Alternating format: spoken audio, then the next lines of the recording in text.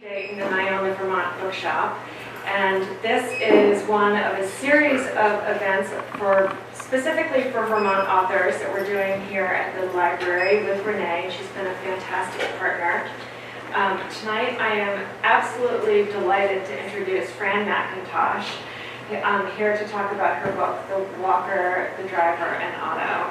And I'm going to say very little about Fran because the book is about her, and I think she'll have much more interesting things to say about herself than I will. Normally I arrive at these things with a written out introduction because I'm such an anxious public speaker and I need to follow something on the page. But in this case, I ran out of time because I was sitting in my kitchen just 20 minutes ago reading this book, and I didn't want to stop. I get a little chills talking about it. It is just beautifully written. Each short chapter is a story in and of itself. It is a story of a family and an individual, and it's just beautiful. And I really encourage you to read it. I know that you're going to sit here and listen to Fran, but please, I beg you, read it. It's lovely. I've had it on my table in my kitchen, and I turn to it when there's nothing better to do. That sounds terrible, but when I have a moment, and I've been thoroughly enjoying it. So, welcome to Fran.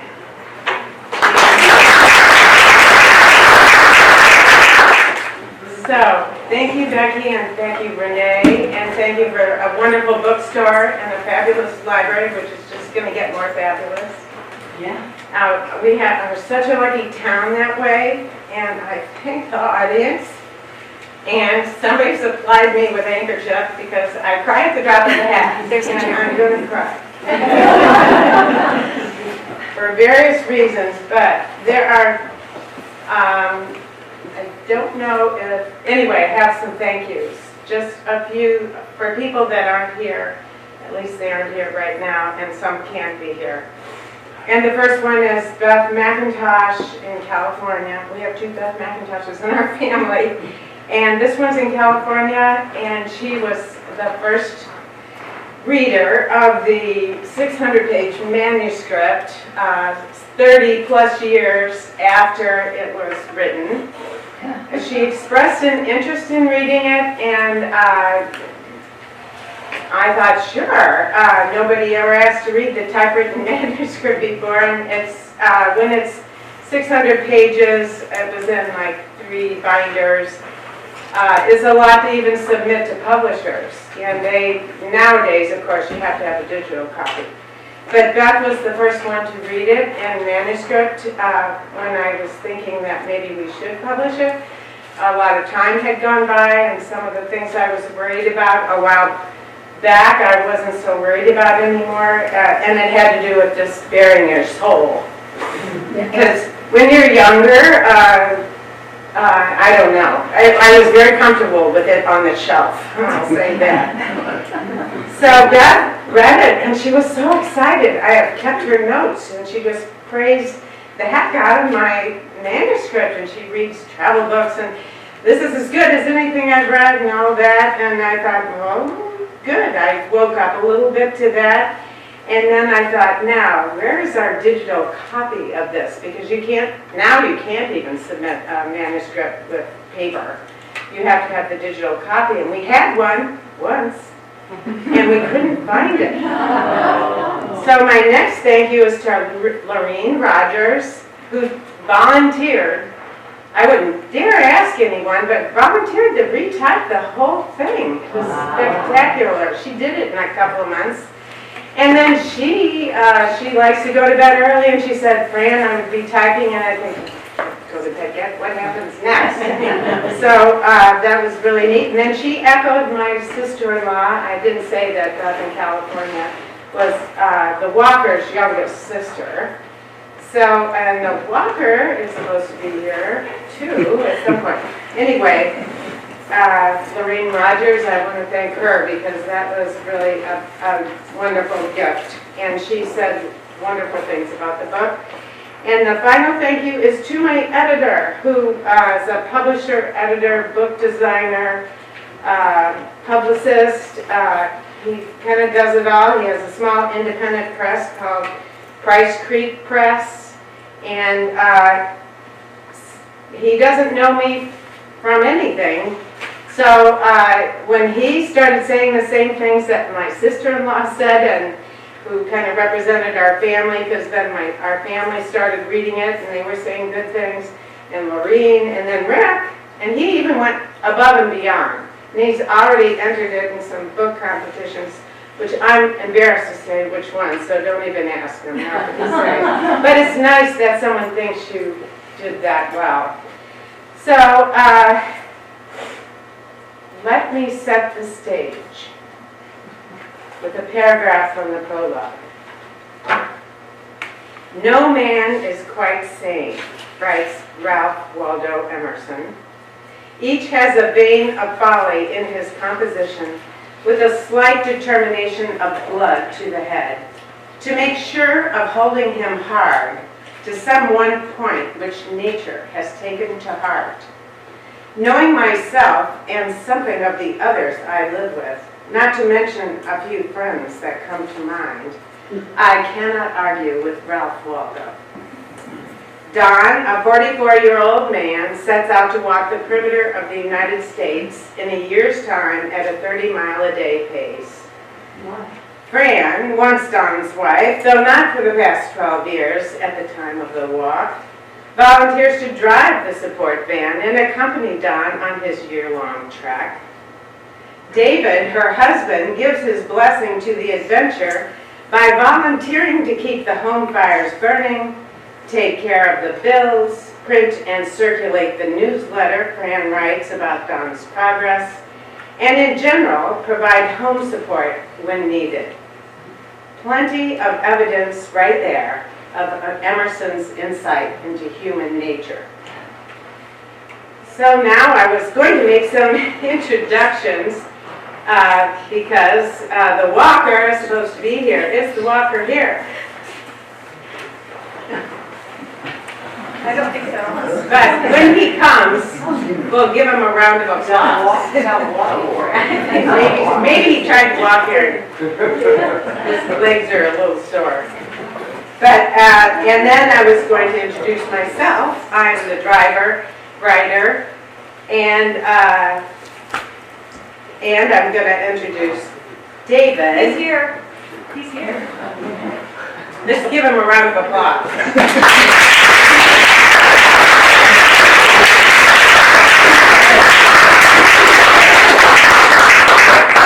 Chair over here, Don. There's a seat of honor right up front for you, Don. I think that wouldn't be fair, but Don and Carol could both be over There we here. go, perfect. And a seat of comfort, you certainly deserve that. You came almost in time for your introduction, but that was dramatic. She can come right here. There's 2 chairs. And if anybody else comes, is everybody comfortable? I'm going to have to start stacking you now, so. So this is the walker. Now you can stand up again. Does anyone not know the walker? There are probably some people that don't know you, Don. I don't think that could be possible. But anyway, you can get a gander looking around the corner. So I set the stage. I introduced the walker and the driver, and I want to introduce Otto. But he couldn't be here today, which does not mean he's not out there somewhere. But I wanted to share the first artifact of the walk, which is this map. And it's not a very useful map from, in terms of, but it does give you the big picture. It's just for the big picture, really. Now this map is 36 years old. And David made the poster, and the poster, this is his printing right here. And David did the newsletters that I wrote. He would take my typewritten pages, had a manual typewriter in Otto, and he would take those pages and reformat on a computer and produce the newsletter. There's just a couple examples right now. But I'm going to pile up a bunch of show and tell, and people are welcome. to look at anything more closely if they want to or not. And same with the map. It's,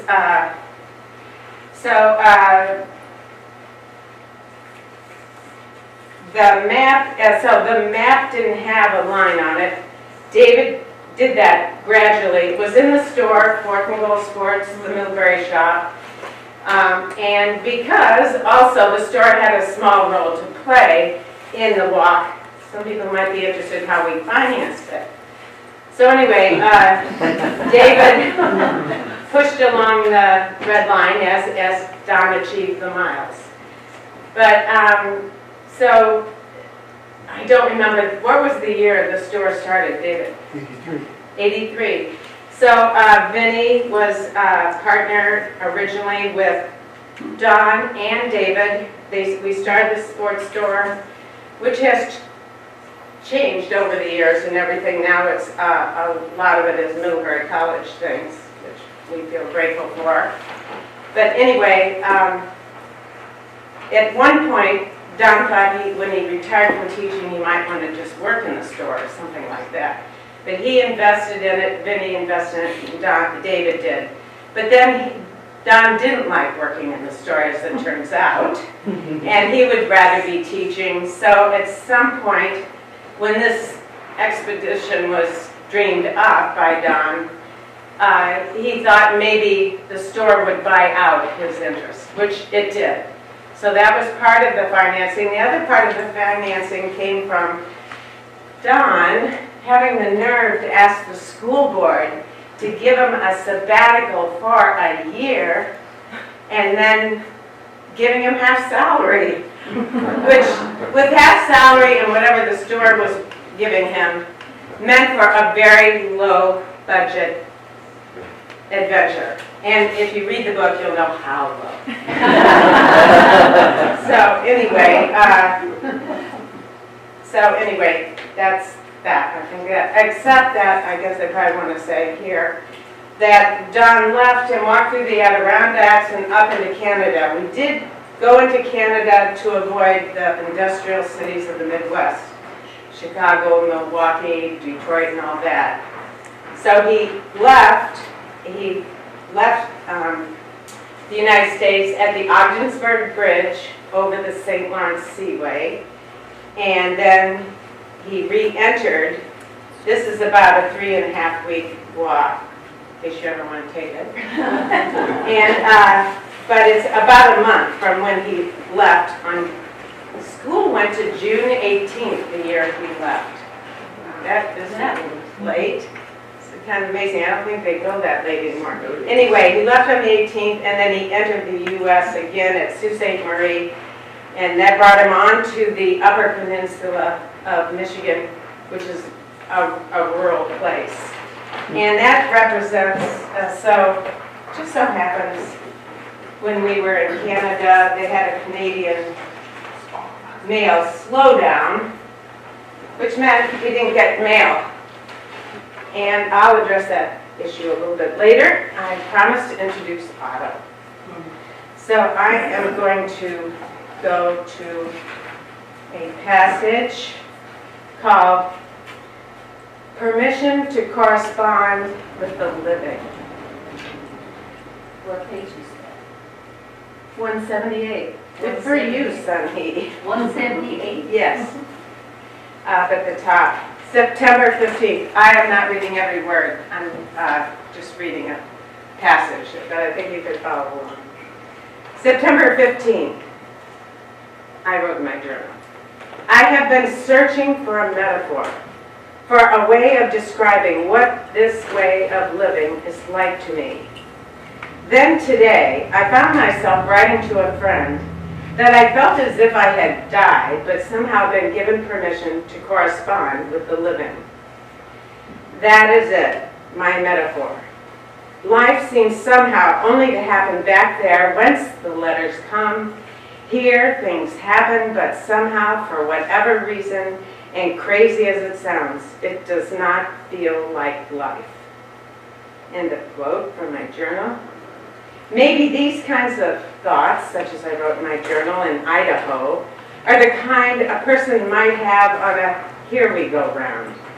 I was going to say merry-go-round, but the word merry isn't right, yet the spinning is. A person does have to have a sense of place, I think. We had to have the sense on the journey too, after a fashion. It came of anything that could connect one day with another, of what might repeat itself, such as our road routines, the larger landforms, or the train, the song of the meadowlark or coyotes, the great blue heron. Otto, too, was a physical anchor, a certain portion of the environment that did not change over time. Or did it? That was one of our fears. In Idaho, and for no good reason, Otto's gas gauge suddenly quit working. When I checked into getting it fixed, the process was too elaborate and too expensive to pursue. Otto, I don't know if I mentioned yet, he was a 1978 VW camper van, and this is 87. It really wasn't awful to live without, because I was already in the habit of keeping close track of the mileage.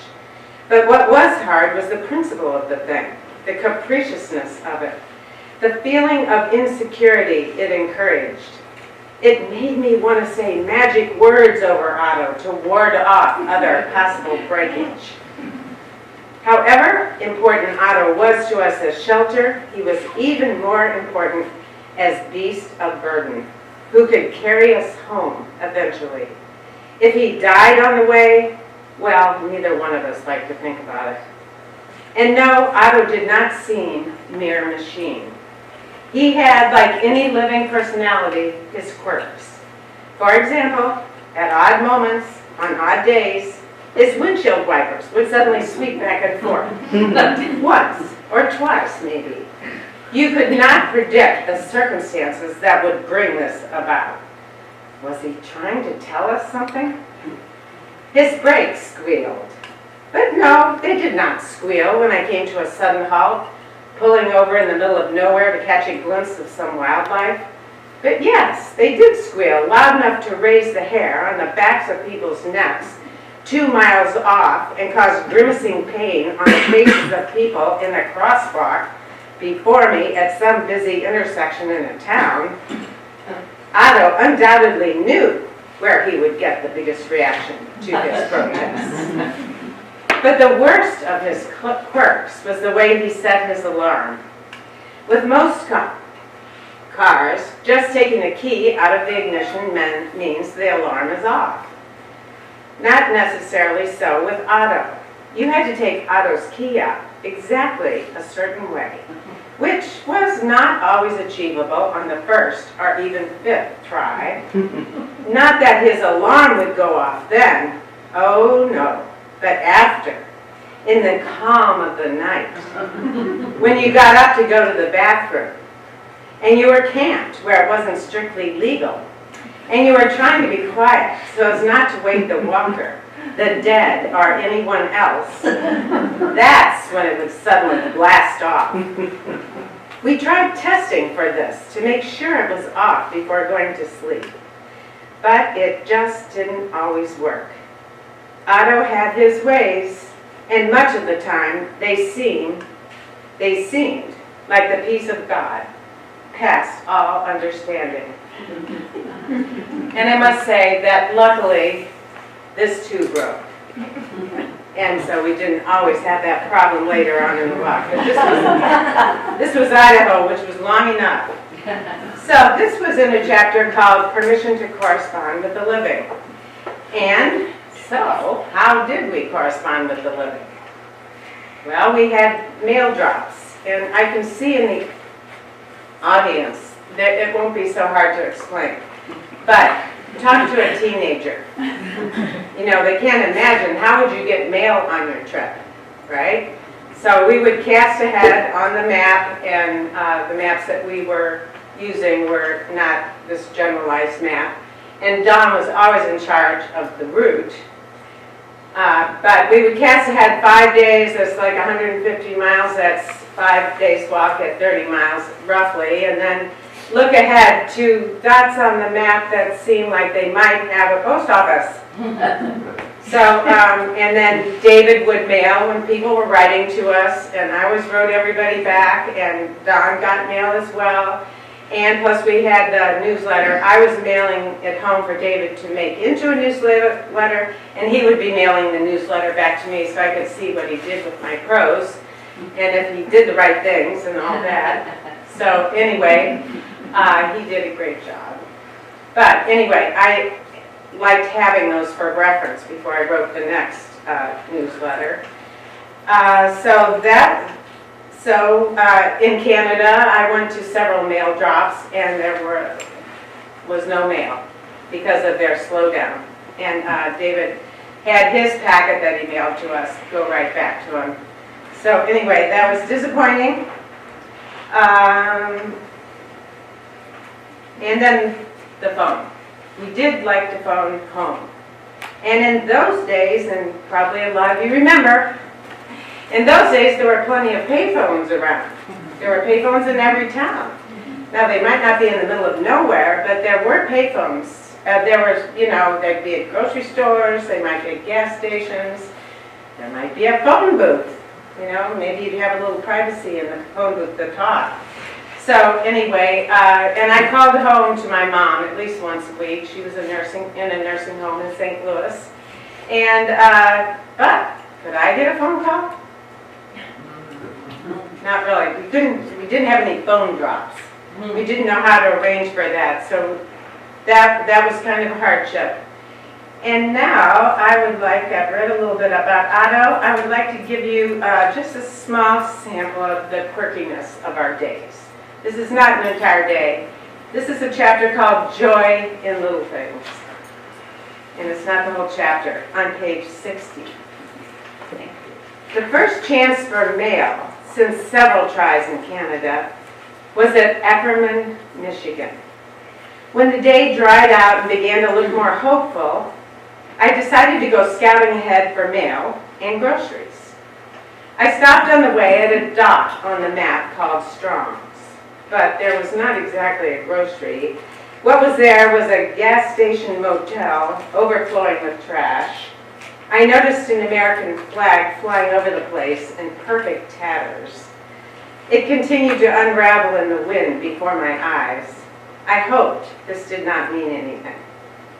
Ackerman was a mile or more off Route 28. The walker was on Route 28, and I went out of my way to get to Ackerman. A huge official sign announced the tiny post office there with a big arrow pointing in its direction. They must know how desperate I am, I thought. The only other thing Ackerman boasted, its only apparent business establishment, was also announced by a great and outlandish sign, King Tut's Bar and Grocery. Feeling nervous about the possibility of finding mail, I stopped first at King Tut's. Inside, the place was murkier than a tomb, dominated by a gigantic, boxy bar, rather like a monster's sarcophagus. My eyes adjusting to the gloom, I noticed there weren't any other customers about. That's all right with me, I thought. I had to hunt for the groceries, which turned out to be displayed on a small bookshelf.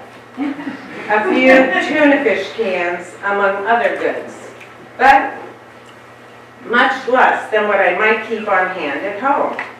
I picked up a dusty can of tuna and went to pay for it. There, at the cash register, at the end of the cumbersome bar, was plain. That old King Tut himself presided. You wouldn't have any bread, would you? I asked the short, fat, bald man. He said he might just happen to have one last loaf left in the freezer. Then he disappeared into the deeper darkness. But when he returned, a long while later, he was swearing to himself and accusing his wife of selling it out from under him. Any other grocery stores about, I asked. Not for 20 miles. he said. I paid him for the tuna and left. On to the post office, where I hardly dared hope I'd have better luck. When the postmaster actually handed over a packet of mail, I was shaking all over. I might have hugged the man if he hadn't been standing behind a counter. Aside from welcome letters from friends for both of us, the main prize for me was a 24-page letter written in compressed computer type from David. He had given up on getting anything through to Canada when his first envelope came back to him, and so had saved up 3 weeks' work for Eckerman in care of general delivery. David's letter was full of love and concern, good wishes for the walker, and news of son Andy at camp and son Dan at his summer school course, among other things. And I'll just add that Andy and Dan that year were both seniors in college. David also passed along details of home which he knew I would savor. But the best news was David confirming his plans to come visit. Estimating by the map, he thought he could meet us somewhere in North Dakota in early August. The only sad note was learning that my own letters from Canada had not gotten through to him either until recently. I read and reread his letter. I laughed and cried at his words, but I felt how quickly, how greedily I had devoured them even so. I realized belatedly, in spite of my joy, that it was going to be hard rations living on letters. There was the phone too, thank goodness, but hoping for phones, for David to be able to be reached by phone, to never be reached myself, for privacy to talk at both ends of the line, for a good connection, for a place without interfering traffic, without harassing insects, for a safe place, even for a working phone. Well, it hadn't proved to be as simple or as satisfying as I once might have thought. The distance was there. It was increasing every day. I did not like the way this felt. I could sense home and all that home stood for receding behind me. The very earth seemed to be slipping away beneath me as I drove. I saw again the unraveling flag and knew something inside myself was unraveling. My sense of place, of belonging.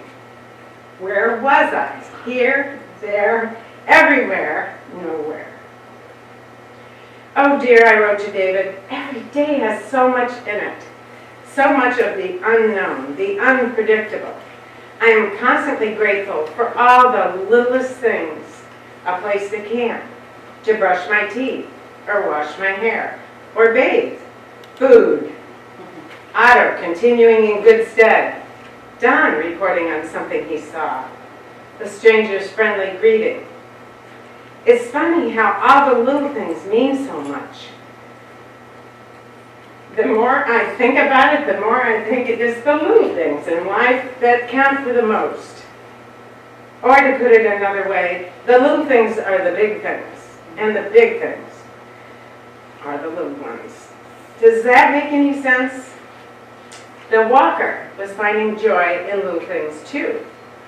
1 3-inch plastic red and yellow skateboard in mint condition, odd rocks, a paper Canadian flag on a stick, a Wade Boggs baseball card, 1 small rubber lizard jaws agape, 2 pairs of pliers, 95 cents worth of change gleaned here and there in nickels, dimes, quarters along the way.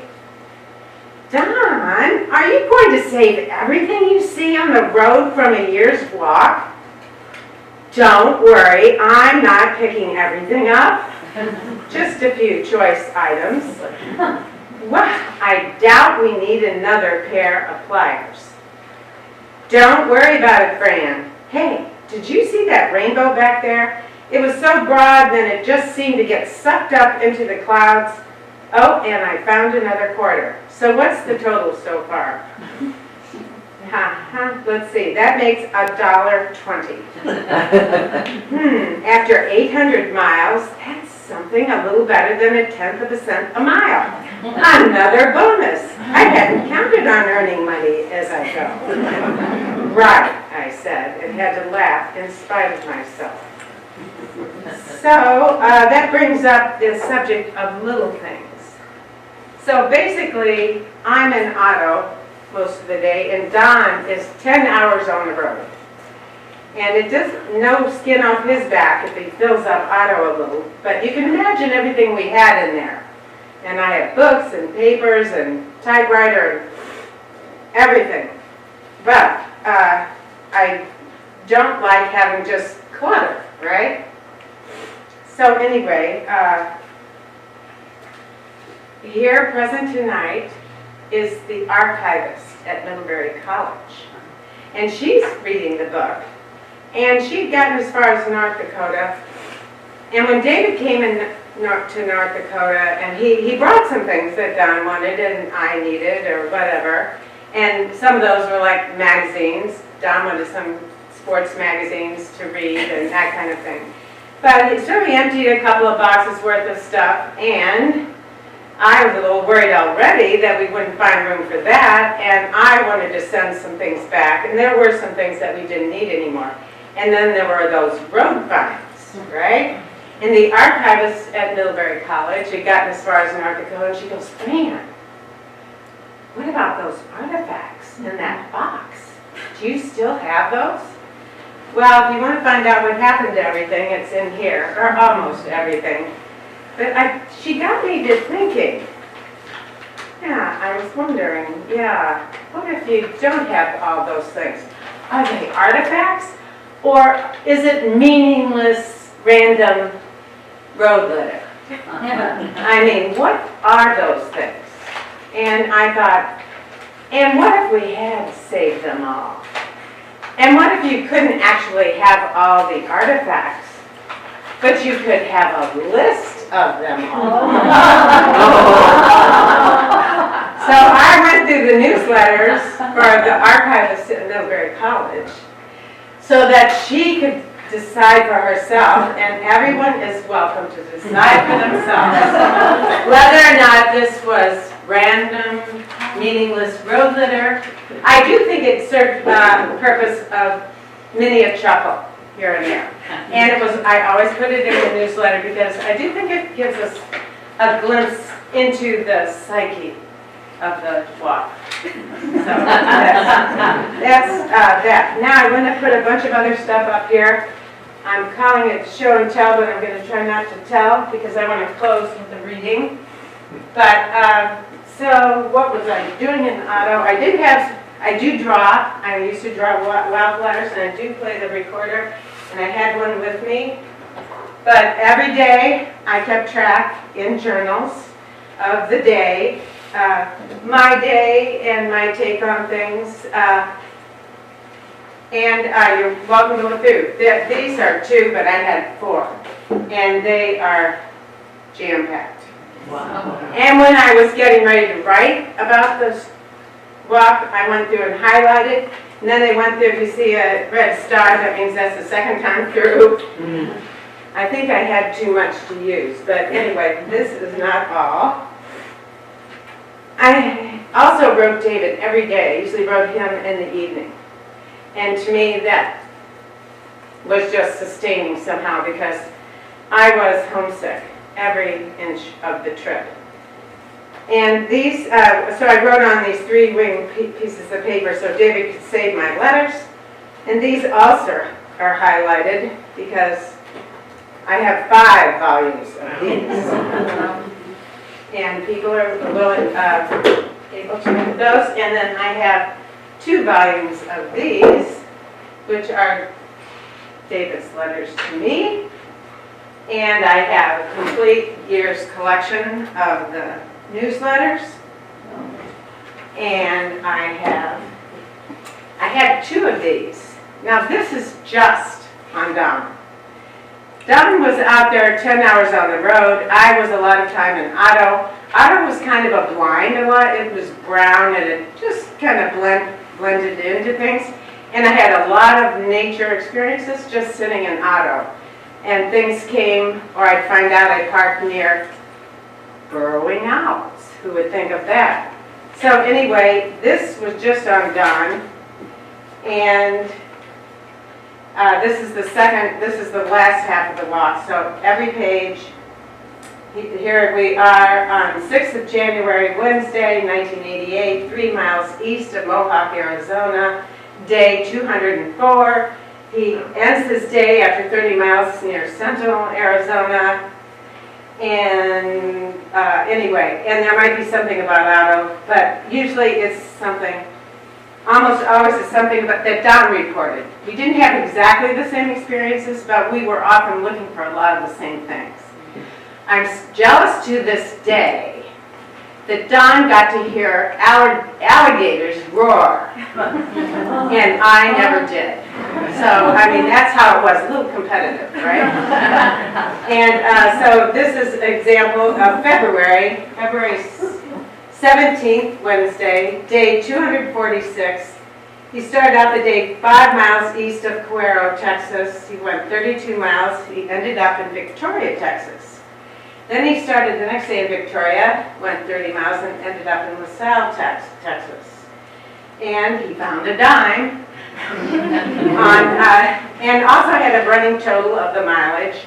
Running total on this day is 6,007 miles. So on the 17th of February, he walked his 6,000th mile. And we had reason to celebrate the next day, and I brought it up then. But this is day 247, and it's 18, and now the total's gone up to 6,037. So something happened on this day to Otto, and I put it in here. It's not the kind of thing I want to write great detail about, but I certainly wanted to report it. Otto had a flat tire. And Don the walker, who observes things that I might not, observed that a while back in Victoria, not too far back, was a very fancy gas station with featuring tire repair.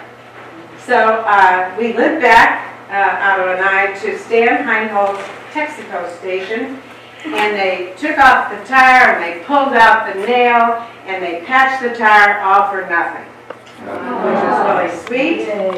And here's a note on Don. A pigeon tries to befriend the walker. Do you remember that, Don? Anyway, but something else special happened on this day that made a whole chapter of the book. And that was that a few days earlier, Hugh Marlowe had come into the store, and the town is watching this red line, and Don's getting down there out of West Texas into another part of Texas. And Hugh goes, I think they're going to pass right next to my son, Dave and Diane Marlowe's place at Crosscheck Ranch. And sure enough, we did. And it was one of the very few home-cooked meals we had on the walk. Because we just weren't where we knew people and that kind of thing, and we're always pressing on. So, but anyway, Diane fixed us a Texas specialty, chicken fried steak. But more than that, the chapter tells of some really helpful information that we got from them, and they just couldn't have been better, so I think that's pretty special. And that's called Crosscheck Ranch, if you get there. And then, is there anything else I want to say? I did this when I got home. I made a little calendar of every day, and I brought this because even I can't read it. But it's got the mileage of each day. It got to where our endpoint, I only put the endpoint on here, and just a nugget of what, it was a good, helpful reference. I used it even when I was preparing this walk. So now I'd like to close with reading that addresses my job as scout. I had to scout campsites, legal and illegal. I mean, ideally, we would walk 30 miles, Don would walk 30 miles, and then we just park there and camp. But that wasn't always possible. And it would be nice if it was, but it wasn't. Plus, we couldn't always afford a campground. We did, in the beginning, I added it all up, and I said, I guess we can't go to a campground every night. and we couldn't. But also, they weren't that numerous, that convenient, and not even that helpful. So we went there occasionally, we had to, and we would, state trooper or someone said, you'll be better off if you go to the campground, so we did. But anyway, I scouted campsites, groceries, gas stations, post offices, payphones, cafes for cups of tea for me, restrooms, restaurants occasionally.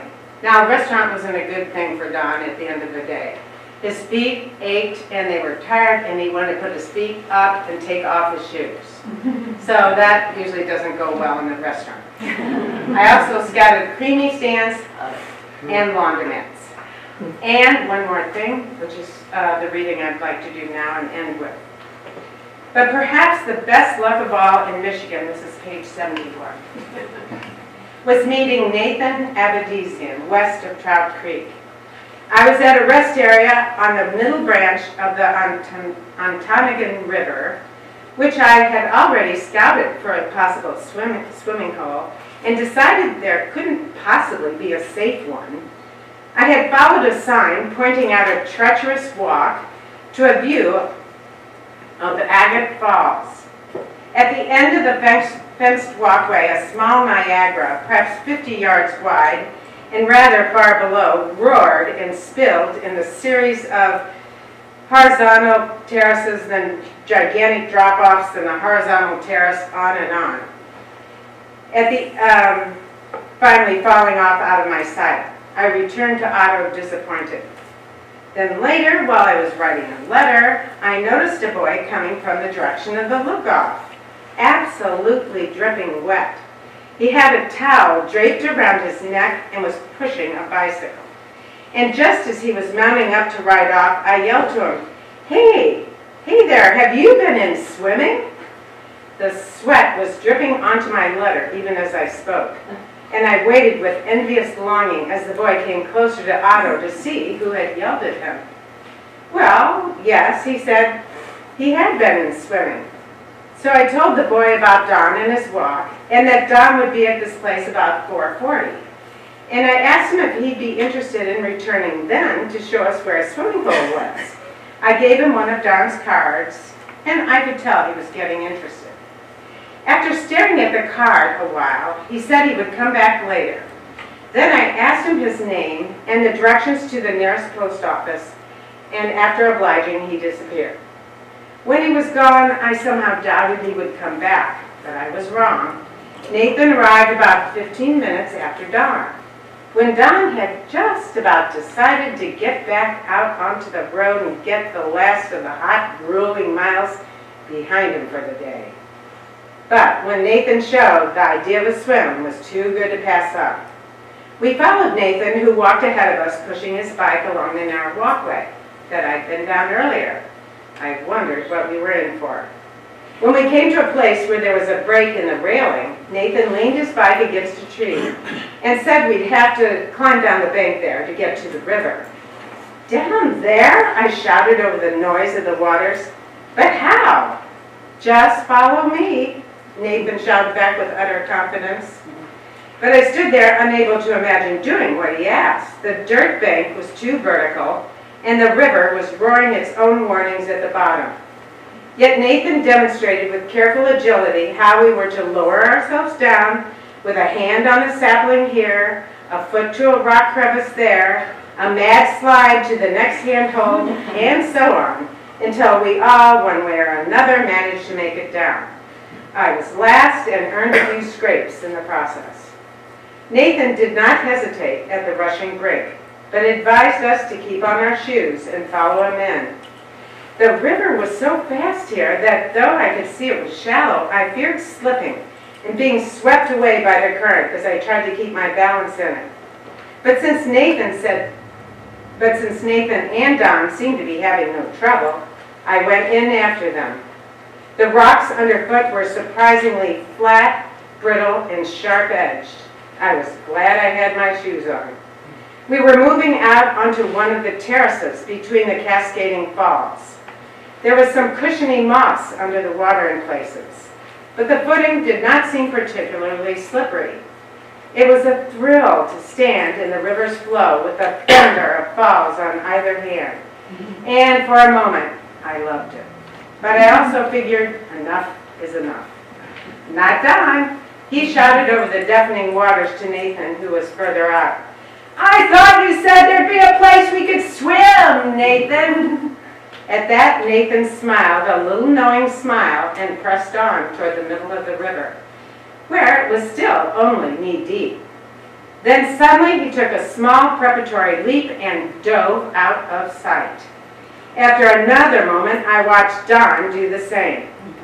From my perspective, it looked as if they had both dived into a deadly maelstrom below one of the biggest falls. When I waded out far enough and could see that they were still alive, I took my fears with me and jumped into the swirling depth after them. It looked far worse than it was. The current did not sweep us away. Nathan did, however, caution us not to go any further into the main stream, because apparently there, on the far side, was where the real force of the river was. In the chilling, churning hole below the falls where we swam were two views. One, upriver you could see the water crashing toward you and down from the higher terraces. Two, downriver at eye level, because we were submerged into the river, you could see only the near edge of the next terrace below, beyond which were the distant tops of trees, where you assumed the river found level ground again. But it looked to be in another world. I swam toward Nathan and Don and shouted, "Nathan, are the waters ever coming over the falls so strong that you can't swim here?" And Nathan shouted back, "Only when they open the dam!" And now I'll open it up for questions.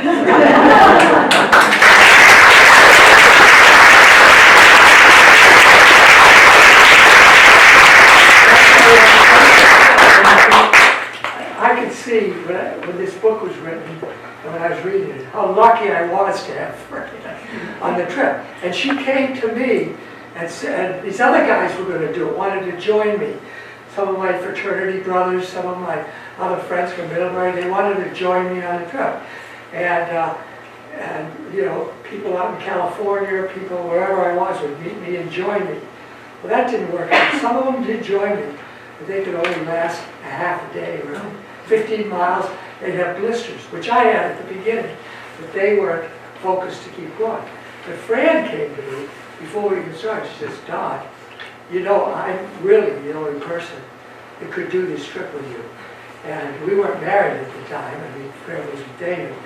And I said, "You can get away for a year, okay?" And I didn't realize what it was going to be. And it was different. I was walking every day, which I enjoyed, the physical thing. I could never have done all that stuff. The writing, so the writing is all Fran's, and some of it's true. Yeah, I guess most of it's true. But the other thing, I kept track of you, John. Black notebook. I was looking for anything and everything because my objective was to write a book about it. So, do you think I'm going to let something go by? and you probably knew I was the perfect guy physically that could do something, because I remember one time you were up top on the pedal where Fran slept up there with the push Pop up top. Pop up top, yeah. And I was out, I was doing my exercises, which I did every morning, stretching it. Fran would say, "What are you doing, Don?" At the time, I said, "I'm doing all my exercises that I have to do." She says, "You do that and walk 30 miles too?" I said, "Yeah." And it helped me do the walk. And I would be dead tired every day after the walk. I thought I couldn't go on. But every morning, I was ready to go again, and I wasn't tired. It was amazing. And every last 4 or 5 miles of every day, your feet Yeah, hurt, and I was were really killing But you. I recouped. Now, at my age now, or even 10 years after that, that doesn't happen. When you're youth. I mean, I was 48, I guess 48 years old when I did it. But I survived. And with the help of Fran.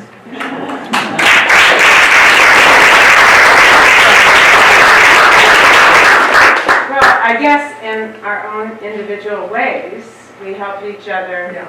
realize a dream. And in the book, I discuss other ideas that Don had. Believe you me, this was the best. As far as being possible. And if you read the book, you'll know what some of the other ones were. So, and I didn't know if I could, but this is really raw material for writing the book. So I thought and it's, like I say, there's 5 of these and whatever. It's not all, but it's a lot of it. And if anybody has any more questions? How long did it take you to write the book? It took me a few years, and then I also realized that it's going to be hard to get a big book published if I haven't published anything small. So I did work on publishing smaller things, which I did, and I won some contests.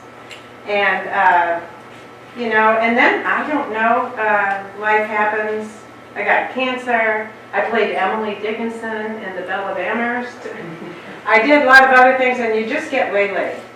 And I think also, by then the book was on the shelf. I never passed around the original manuscript to anyone because it was so intimidating, just all that typewritten pages and all that. So, and so I was a little flabbergasted with, even though it's a lot later, that Beth, Don's youngest sister, wanted to read it in manuscript. And I'm so glad she did. I don't think I don't know. I think I would have been just comfortable putting it back up on the shelf. And nobody really asked to read it, and it's a lot to ask someone. That I had it's like 3 of these, and then it's just all type, But I did have fans of the newsletter. A lot of people enjoyed the newsletter, and that felt good during the walk and everything. And a lot of people wrote after they read the newsletter. They'd write a letter to me, or Don, or something, or to both of us, and that was good. Kept us in touch. Yes. Did you say anything about the school when you took the year off, and then the students, did they follow him? Was there any? Yes, they did, and other schools as well. In fact, my sister-in-law who read the book, she was teaching in St. Louis at the time, and her class followed. The more classes that found out, well, and I was going to say that at Crosscheck Ranch, Dave and Diane Marlowe had 2 kids, and one was Robert, and Robert was a 1st grader, and Robert, Don stopped to talk to his, I think it was Butel Elementary School, and Don stopped there to talk to the class. And he was often stopped on the road, and if he was within, 10 yards of a school, someone would have him go in and talk about the walk. So there were a lot of people that followed along. And David had his mailing list just got longer and longer. Do you ever keep in touch with any of the people that you met along the way? Well, I would have liked to, so I hate to say that a lot of people, even friends that met us and everything, a lot of people aren't here anymore. But, of all the people that I wrote about, I did write to everybody later, and sometimes we heard from a person here or there. But really, it was like such a momentary thing in a way. You didn't really have a bond. But we did. Nathan Avedisian, we tried to look him up on the internet, and David did, because he was young. He was like 12 or something at the time.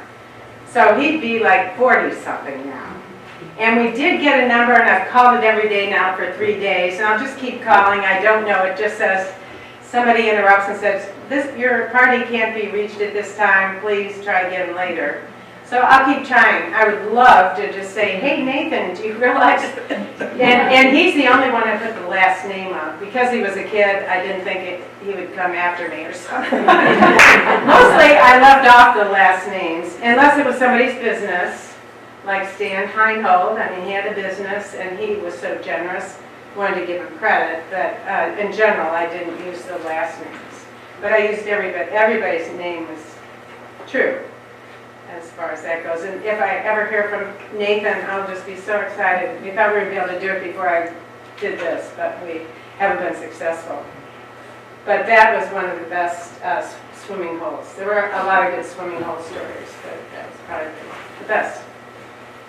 How are we doing? One more question. Yeah? Do you ever take a day off? Yes, as a matter of fact, that's in my statistics back here. One day off, this is Don. One day off in Canada with Patty Ross. 3 days off in Montana when we met up with his fraternity brothers. 3 days off in Idaho, which was connected with the same thing. One day, because we had to have Otto worked on someplace. One day off in Washington. I talked him into, for my birthday, having a cup of tea in British Columbia. So we took the ferry from Bremerton over to Victoria. And it was, he took a day off. I had to talk him into that. That was in Seattle, and it took him 96 days to get to Seattle. He had 33 days off in California, and California was kind of a big snafu. It's not an easy state to walk through. But we had our Christmas vacation with our family also in that. What? In California? Yeah, How many days off? 33. Well, that's because I had to take a week's a college class in what was the town? Corvallis? No, that was Oregon. Oh, Sacramento. And I had to do this class. They were following me too Yeah. at UVM. And so I went. Yeah, we had to drive out of our way, like to Sacramento or Modesto, Yeah, and and I had to go back to college. but then you stopped at another college in Oregon, in Corvallis. Yeah, oh yeah. So we fit in those things that seemed wise or not. Then he had 2 days off in Arizona, 1 day off in Texas, 1 day off in Alabama, 1 day off in Florida, 2 days off in Vermont. And some of these days off were kind of breakdowns for Otto also. So, no, my days off are when David came. And then the first time he came was in North Dakota, and the name of that chapter is Another Pair of Eyes, because David is also an observer of nature. And it was fun to share that aspect of the walk with David, because we're always observing in nature and whatever. And it was a little easier. Don didn't have to worry about my crabbiness so much. And we made sure we had, well, in North Dakota, in the prairie towns, there was always a town pool. So sometimes we'd get a motel and Don could swim in the pool, and we just took it a little easier. So, yes. Is Otto still around? Oh, yes, good question. Well, before we had Otto, he was 10 years old, 10 years older, I don't know. It was in 1978, he had a camper van. He had an adventure before us, which apparently was going all over Alaska. And I didn't like to think about it, because I thought that must have been really rough on him. So then we had him, and we sold Otto to a couple who was going to follow the Grateful Dead. And so David and I saw a camper van up at one of the Bread and Puppet performances when they still had the big pageant and everything. And we went over, and they had painted it lime green, a really loud color. And when you looked into Otto, they still had all the little trinkets that I had left behind for good luck. So, Otto, I think he's having another adventure somewhere. And I did see, a few years ago, I saw a sign. It was a random sign. There was only one. It was handmade. And it just said, Otto for Senate. Maybe he's out there having, running for office. I don't know. Maybe a camper van as president would be all bad. Fran, Yes. did you name Otto, or did Yes. you that name? No, I named Otto. I name all our cars. I name my walking stick. You name it, I name it. Fran, thank you so much. That was really fabulous.